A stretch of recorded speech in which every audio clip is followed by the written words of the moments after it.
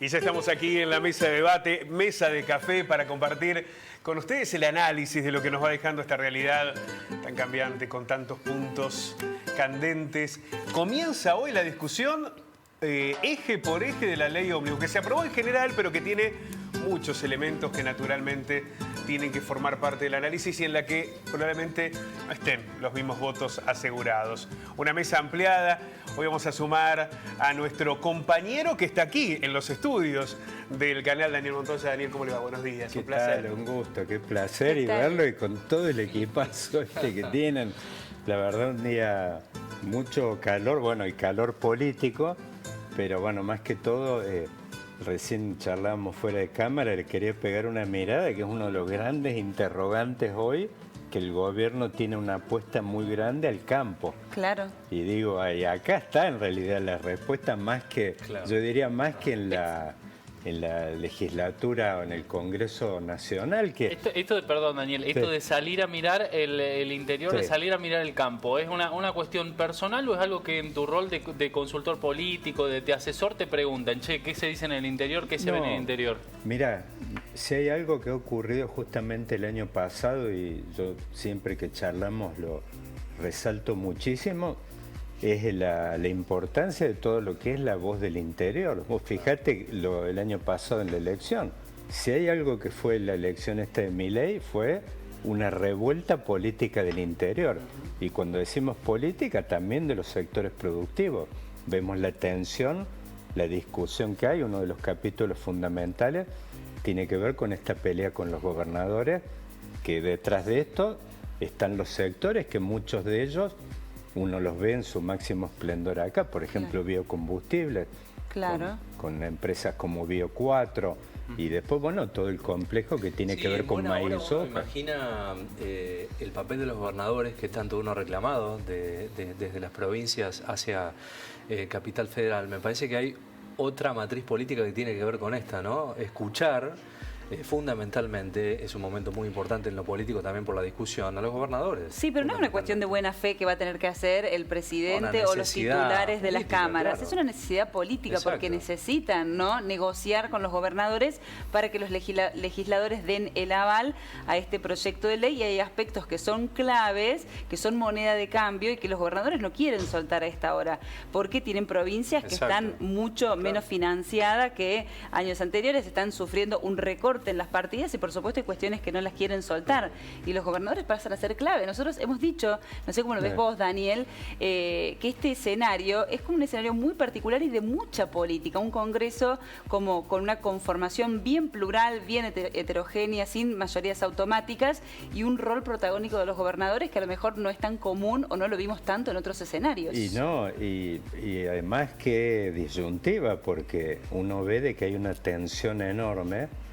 Y una de las cosas, fíjate con el tema de lo que fue la experiencia de Macri, si hay una autocrítica que hizo Macri, y ayer veía Sturzenegger en una conferencia en Miami esta semana, usó una palabra bastante fuerte, que es que Macri había pagado muy cara la gobernabilidad, y que justamente ellos, toda esta discusión que tenemos hoy, tanto en la ley ómnibus, que es romper los nervios de la Argentina corporativa, pero también está el tema de cómo se distribuye este ajuste.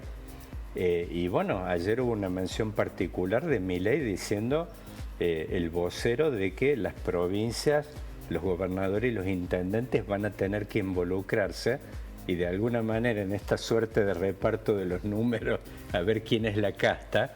Bueno, los gobernadores parece que están atacados y muy presionados, inclusive una amenaza del ministro Franco ayer en particular, diciendo de que, país. Claro, si los gobernadores tratan de introducir correcciones ahora, eventualmente Milei las va a vetar. Las va a vetar. Así que bueno, y vemos el gobernador de Córdoba cómo ha estado muy belicoso, no solo el de Córdoba, digo, el de Santa Fe, salió con los tapones de punta. Y en este de la reconfiguración política pensaba, en cuál termina siendo el rol, porque cuesta definirlo en la jugada política de Milei con los gobernadores y los gobernadores con Milei, ¿no? Es como que están empezando a jugar la partida y conocerse un poco las caras. La forma de negociar de Milei políticamente es nueva, es distinta a lo que se ha hecho históricamente, y por ahí los gobernadores están buscando también su posicionamiento político, pero me parece que cuesta encontrarlo por parte de aquellos afines y aquellos que están en contra. Digo, ¿de qué lado te pones en esta discusión tan clave? Y Milei, ¿qué rol político tiene en función al apoyo político, ¿no?, que le puede dar alguna u otra provincia? Es toda una gran caja de Pandora esto, me parece. Mira, ayer veía una encuesta, por ejemplo, y fíjate qué delicada la situación, porque si uno va del lado de la gente, las 3 provincias donde Milei tiene mayor acompañamiento hoy son Córdoba, Mendoza y San Luis. O sea, estamos acá en el epicentro, donde los gobernadores también tienen una situación. Dicen, jugamos con mano pesada, pero por ahí nos ponemos... Claro. Sí, nuestra base electoral en contra. Nos exponemos mucho con el electorado, bueno, sí. Nos entonces, ponemos frente a Milei, claro. Entonces es una suerte, y después hay un juego, justo Ezequiel, esto que comentaba, que la verdad es que Milei, entre otras muchas cosas, además de representar un quiebre profundo del sistema político, pero además a la política le está costando, y digo, y viceversa, acomodarse a este nuevo estilo de comunicación política que la verdad no tiene precedentes, porque es una forma de que cuesta muchísimo realmente. Primero, es un presidente... digamos que aparece poquísimo. Esa es una de las cosas que realmente, viste, cuando hacen comparaciones, no, es un nuevo Menem, cosas, poco el estilo, hace apariciones muy puntuales. Otro perfil. A la Antártida, fue esto, el otro, y después además juega en paralelo, después usar el tema, porque es el primer presidente que es nativo de las redes y del panelismo. Claro. Ahora, Daniel, ¿es posible un país viable del modelo que imagina Milei? O uno lo puede pensar en cualquier otra circunstancia, con provincias incendiadas o en conflicto.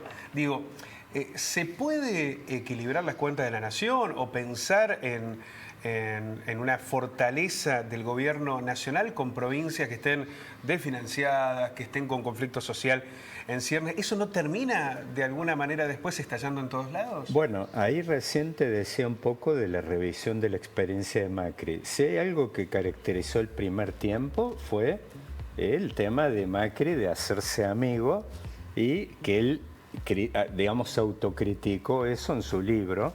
Y bueno, esto da la idea como que es una iniciativa de pasarse para el otro lado. Y hay que ver hasta cuándo resiste la política y después la gente. Hay una inducción en este momento de una recesión brutal, con costos que, por ejemplo, más vale, uno dice, los subsidios en el área metropolitana. La verdad, para quien viaja acá en el interior, eran absurdos los costos. Yo vivo en Buenos Aires, viajamos por 60 pesos. Sí. Para alguien que estaba en Córdoba, o acá en Río Cuarto, en Rosario, en toda la ciudad. Hoy paga 350 pesos para viajar. Hoy, por ejemplo, pero ahora saltan y se van a 270 de un saque.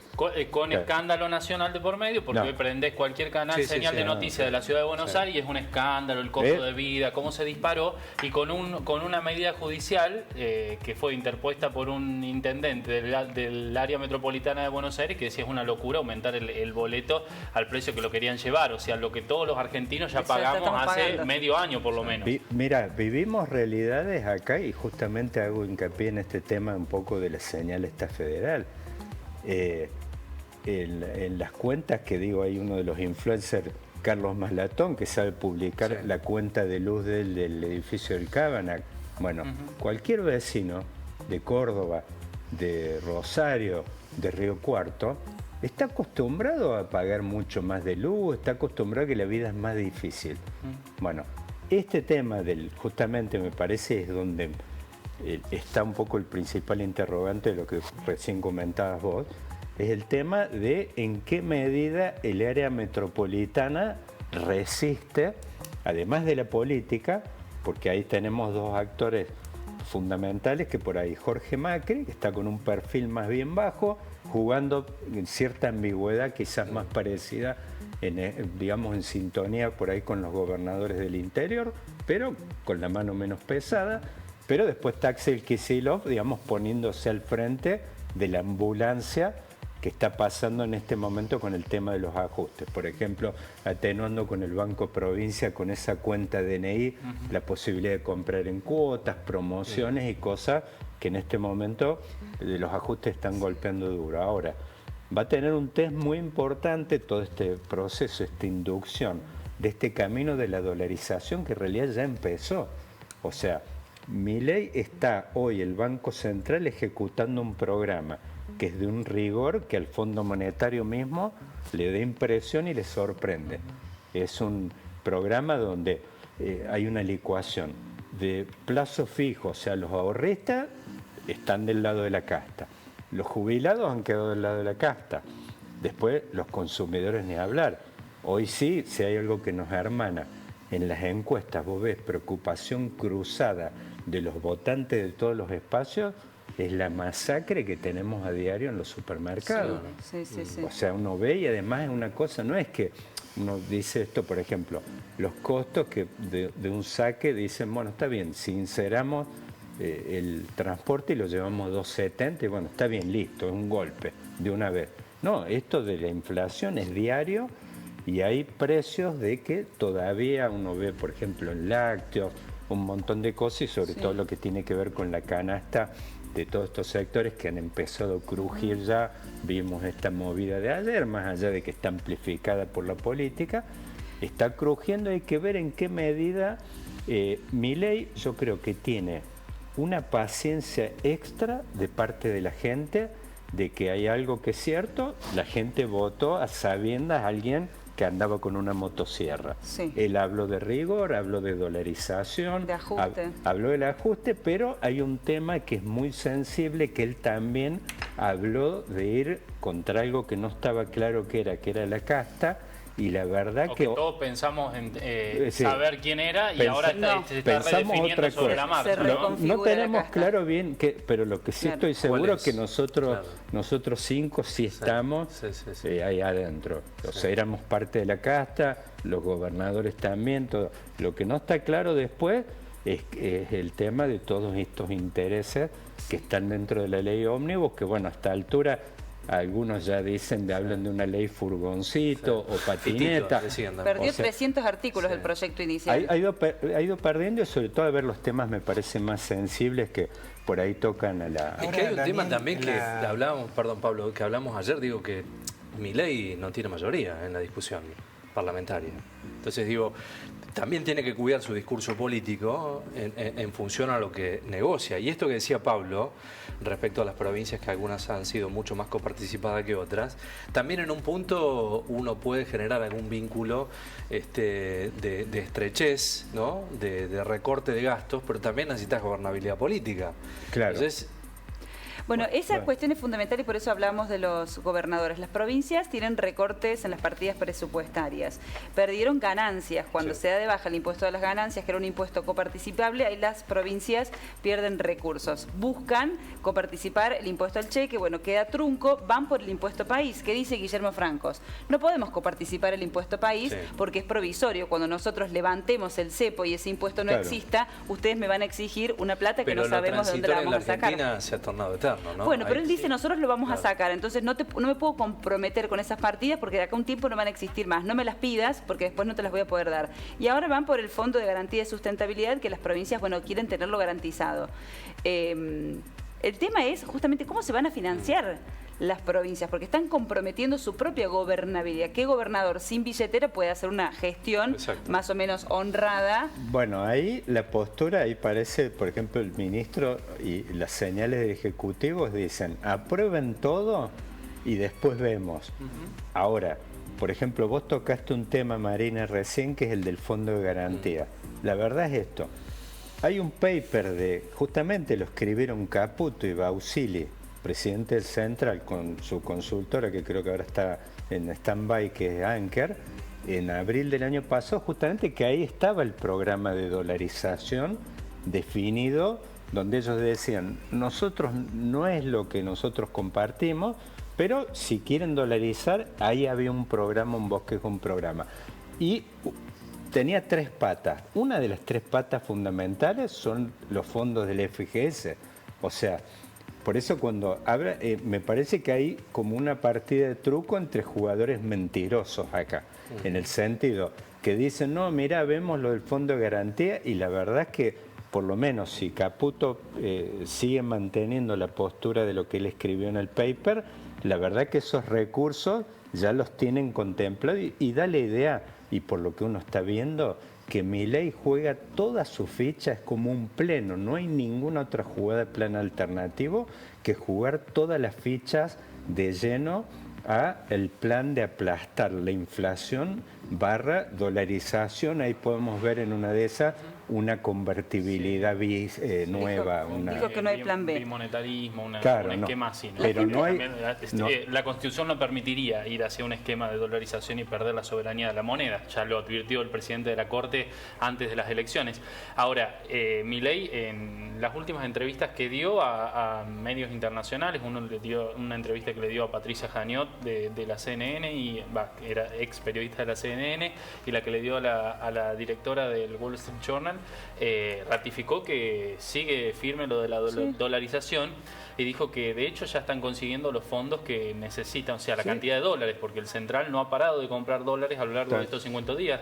Hay alrededor de unos 6.000 millones de dólares. Y está limpiando todo el proceso de licuación funcionando a full. Por eso a mí me da la idea, digo, volviendo un poquito a lo de los gobernadores, a mí me da la idea que va a ser una constante de lo que viene, quizás de toda la gestión, una relación muy tirante, muy tensa con los gobernadores, porque el proyecto de dolarización supone un equilibrio fiscal de que no hay forma de que la nación no lo comparta con las provincias. Y la verdad, cuando uno habla de provincia, es un juego prácticamente de suma cero. Hay solamente 2 aportantes netos al sistema federal de recursos, que son la provincia de Buenos Aires por tamaño, que sabemos que ahí es un tema, viene una pelea muy dura, y después la ciudad de Buenos Aires, que también que por riqueza per cápita.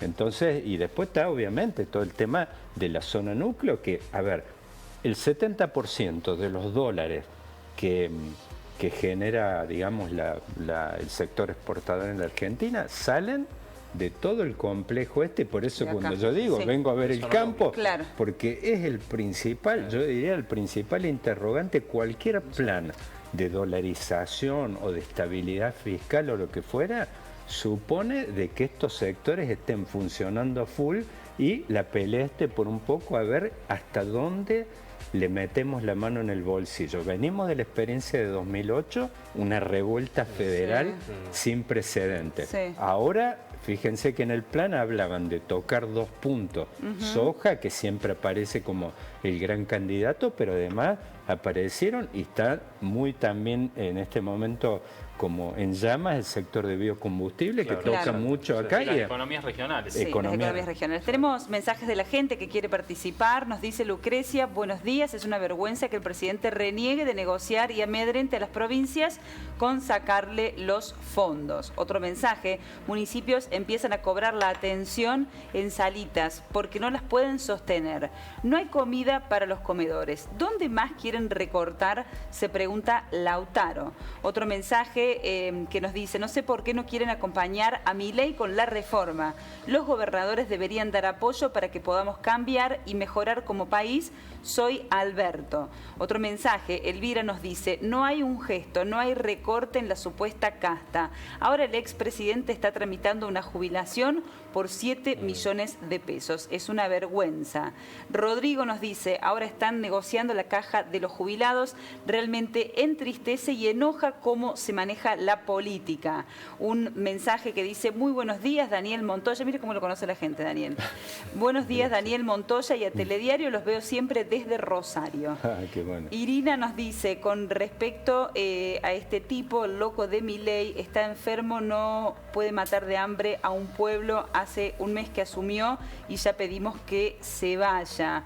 Y otro mensaje que dice: hola, buen día, soy Cristian. Lo que dice Daniel de la masacre de precios en los supermercados no es nuevo, yo lo veo hace más de 4 años, o sea, no es nada nuevo. Me parece que hay que dejar trabajar al nuevo gobierno y después criticarlo.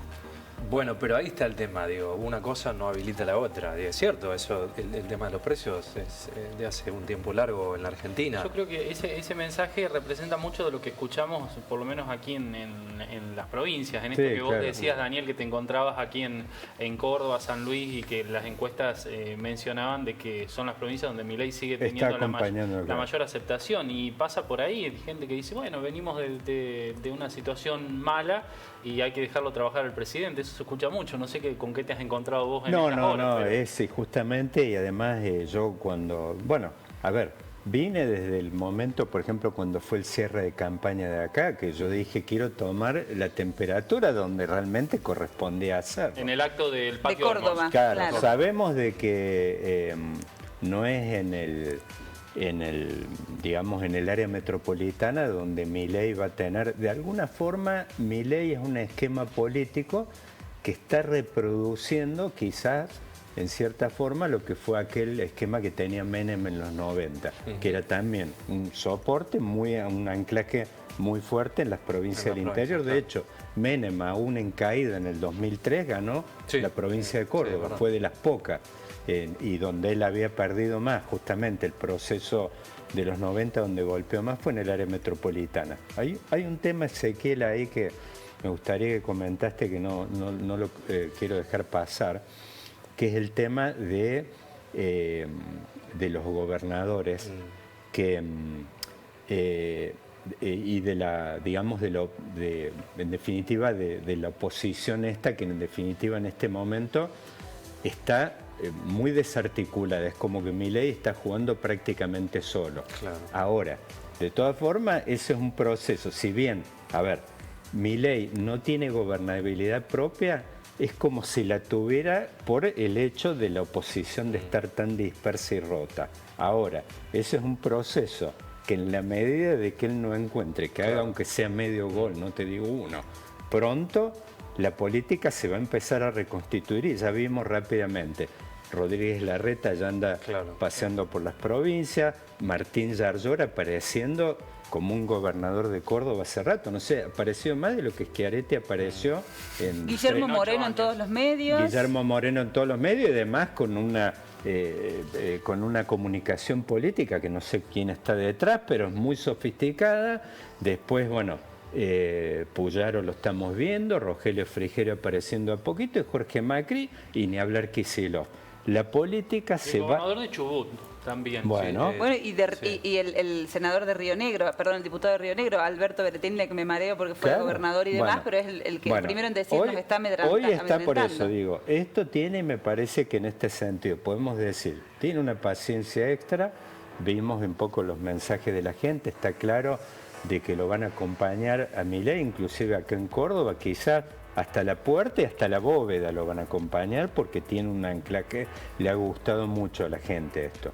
Ahora, por supuesto es un tiempo que va a estar dado un poco por la crudeza del ajuste, que es hasta ver hasta cuándo la gente, digamos, en definitiva, Milei le habla con el corazón, que le sigan contestando con el corazón, y que en un momento no todo le eso se puede acabar en el comienzo de año, que tiene que ver con esta paciencia política marzo-abril, digo, ¿no? Hay todo un esquema que la Argentina empieza a funcionar de una manera mucho más dinámica. Va a estar el impacto directo del costo de los impuestos, el costo de vida, colegios. Bueno, el proceso de dolarización, marcha, ¿no? Por ejemplo, uno de las fuentes de dólares que contempla, que por supuesto no está explicitada, son los que están en los colchones, que son muchos.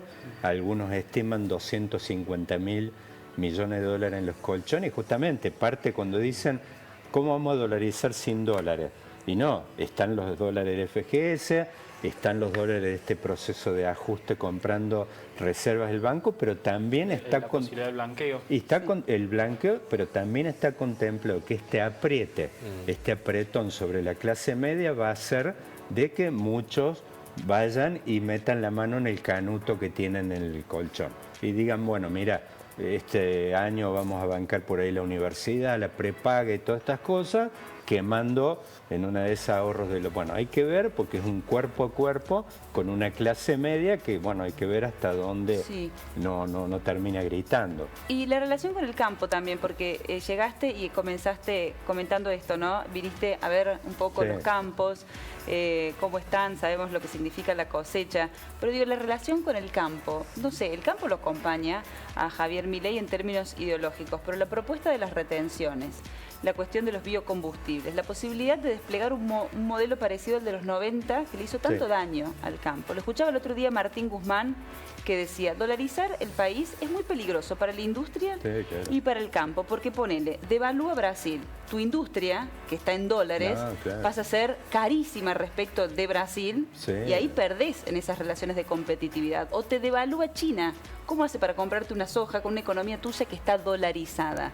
Digo, es un arma de doble filo para Martín Guzmán, que es economista y que fue ministro de Economía de la Nación. Digo, estos aspectos condicionan, de alguna manera ponen en alerta a un sector que ha acompañado, que pide medidas de libre mercado, que está pidiendo la quita de impuestos, que está pidiendo el retiro de las retenciones y que le amenazan con subirlas un poco más. Digo, ¿cómo va a ser esa relación con el campo? Yo estoy muy atenta a lo que pasa con el sector. Sí, yo creo que, y es más, y creo que ahí involucraría la industria. La verdad, cuando hablan y comparan con estos países que han hecho proceso de dolarización, yo no es por menospreciar a los digamos, ecuatorianos o algunos otros pequeños países, pero y además hay algo que plantea Guzmán que es muy nítido. Si fuéramos a un proceso de apoyarnos en una moneda extranjera, el dólar es para los sectores que están vinculados, tiene muy poco que ver con nuestro comercio exterior, que hoy tiene mucho más que ver con China. En todo caso, quizás deberíamos hablar en una de esas de una canasta de moneda, algo que sea más representativo de nuestro comercio exterior. Si es una dolarización así, digamos, de frente mar, realmente sería un sistema muy inflexible, muy poco amigable con los sectores productivos, y ahí meto el campo y después un montón de apuestas que tienen que ver. La verdad, nosotros tenemos un sector industrial muy desarrollado en muchos, digamos, muchas áreas, y además que inclusive, digamos, no hay modelo. Fíjense lo que había laburado la Fundación Mediterránea, por ejemplo, con todo ese esquema de Melconian. Todos los sectores en general contemplan de alguna manera un neodesarrollismo, algún modelo, digamos, de desarrollo que está bastante alejado y en las antípodas de lo que es un proceso de dolarización que más bien es propio de países bananeros. Realmente no hablando justamente, hablaban de Ecuador como muy representativo el sector bananero de su comercio exterior, pero ir a una primarización en la Argentina, además ya se recorrió ese camino. Si hay una debilidad que tiene crónica ese esquema, lo vimos, y además hay algo que vamos a volver. En la medida que el plan de Milei no tenga un buen anclaje, más allá de que está sostenido hoy políticamente, y así va a ser hacia el futuro en el área, en la zona núcleo, Córdoba, Santa Fe, Entre Ríos, estos son las provincias que lo van a acompañar. Pero sabemos por la experiencia de los 90, ahí está el 40% del país. Está además el principal condicionante de la gobernabilidad, que son todos los partidos del área metropolitana. Si vamos a un proceso que implica tasas de desempleo de doble dígito de 15 puntos, 18 puntos, como fue en Mar del Plata, 20 puntos, en algún momento eso va a volar por el aire, sea dolarizado, con canasta de moneda o lo que fuera. El plan tiene que incluir una diagonal, es el mercado interno nuestro ese, que tiene mucho que ver con la realidad de todas esas pymes que laburan en sustitución de importaciones, cadenas de valor y todo eso. Así que un plan de primarización, o que esté asentado sobre una economía, digamos, de exportación de granos, no tendría viabilidad política futuro. Mediano plazo está condenado. Bien. Bueno, ahí aparece, Daniel, me parece, esta discusión entre lo macro o lo general y lo que va a la política puntual. Porque uno podría suponer, a Milei en Buenos Aires, que quizás lo votaron muchos que también votaron a Kicillof. Por eso digo, la concepción ideológica o pensar que la Argentina fue hacia un camino libertario es más compleja cuando uno la ve en la práctica, porque no advertimos que haya gobernadores que levanten las mismas banderas, por lo menos hasta ahora. Puede haber algunos que se acerquen un poquito más, pero en general no ocurre. Entonces, cuando se va a la discusión política por política, bueno, quienes respaldan hoy a Milei, ¿aceptarían que en Córdoba se privatice Fadea? ¿O se privatice Petroquímica Río Cuarto, Río Tercero? ¿Aceptarían que la caja de jubilaciones se quede sin financiamiento? No, entonces, Pablo, cuando lo llevas directamente a la práctica, claro, ya te digo que no, inclusive lo que... La discusión es la política por política, ¿no? Lo que comentabas de Kicillof, y esto vale Córdoba, Santa Fe, los gobernadores comparten su base electoral con Milei, como ha ocurrido con el cordobesismo. Fíjate cómo compartían por ahí su base electoral con Proceso Nacional. Esa es una lectura que realmente me parece que no pasa por un esquema, y es más, mucha gente que vos ves, estudios profundos, que siguen defendiendo el rol del Estado en muchas áreas de la economía, donde realmente, más allá de esto, me parece que hay un énfasis hoy que tiene que ver, y esto me parece de la dolarización, más bien es una marca o es una señal potente de atacar el principal problema que aparece en las encuestas transversal, que es la inflación. Ahora, está claro que la dolarización no es un plan de desarrollo, no es un plan económico, no es un plan para que Argentina entre en la galería de los países, no te voy a hablar de potencia, me parece una exageración, pero para que entre en la galería de los países, digamos, de desarrollo intermedio. Eso, digamos, involucra roles del Estado, involucra políticas mucho más sofisticadas. Así me parece dolarización más bien corto plazo e inflación.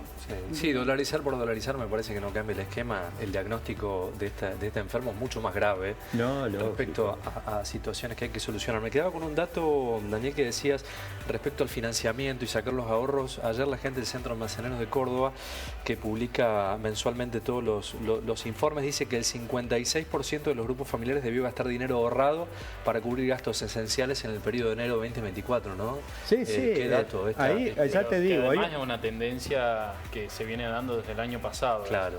Sí, sí, o pedir créditos para financiar, o comprar también, en cuotas. Que hablar la tarjeta de crédito. Sí, hay comprar una en fuente, cuotas o financiar. y ojo ahí, los alimentos. inclusive yo extendería esto, que más vale que por ahí alguien de la audiencia en una de esas lo puede, digamos, erizar un poco, que cuando uno habla de ahorros, muchas veces están en formato de casas que en una de esas tienen 2 o 3 autos. Claro. Y bueno, la verdad es que esto implica, porque bueno, los ajustes que han tenido los seguros, los impuestos, impuesto automotor inmobiliario, seguramente va a forzar a que los sectores con capacidad de ahorro, en una de esas digan, bueno, este año nos quedamos con un auto menos, cosas de ese tipo. Bueno, un hecho objetivo de la realidad es que el consumo de combustible ha caído, lo dijeron los estacioneros que entrevistamos. 20%. 20%. Bueno. Se nos acabó el tiempo, Daniel, pero ha sido un gusto tenerte acá. El vaquero de la política, te pueden seguir en las redes sociales, ¿sí? Gracias. El podcast de la política también. Vaquero, un podcast de política que vamos a volver en la temporada esta, que estoy un poco sondeando a ver cuáles son los temas del año. Te leemos un poquito en noticias, un poquito en perfil, así que bueno, conozcan a Daniel. Para nosotros ha sido un gusto tenerte acá. Gracias, Daniel. Un placer. Muy activo en Twitter también. Sí, en Twitter, en todas las redes sociales, creo. Le vamos a preguntar si tiene TikTok también.